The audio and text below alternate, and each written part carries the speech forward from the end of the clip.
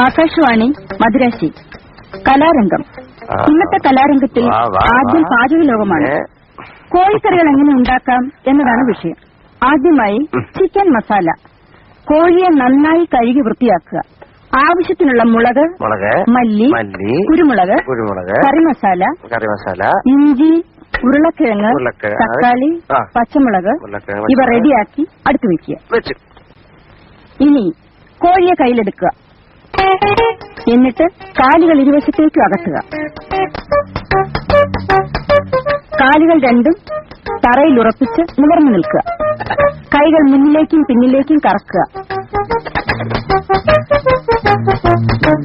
അതുപോലെ തലയും കഴുത്ത് ലൂസാക്കി കറക്കുക.